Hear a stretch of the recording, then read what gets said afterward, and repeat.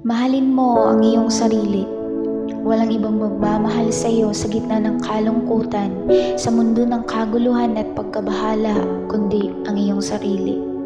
Sa bawat hininga, sa bawat hakbang na iyong tinatahak, isipin mo na ikaw ay espesyal.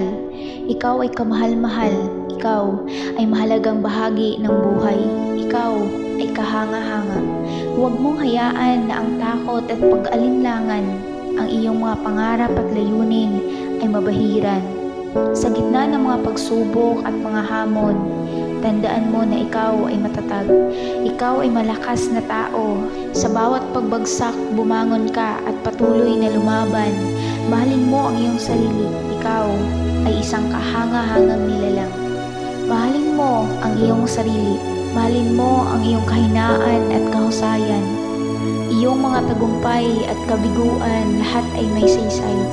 Hindi mo kailangan maging perpekto sa lahat ng pagkakataon. Ang tunay na ganda ay nasa loob, sa iyong puso't isipan, sa pagkatao mo, at ikaw ang mas nakakilala kung sino ka at kung ano ka, kaya huwag kang magpakabahala.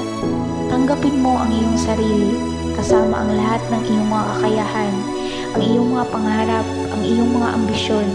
Ikaw ay may kapangyarihan upang magbago at lumago. Mahalin mo ang iyong sarili. Ito ang simula ng pag-usbong. Kaya't mahalin mo ang iyong sarili ng buong puso at kaluluwa. Ikaw ay espesyal. Ikaw ay mahalaga.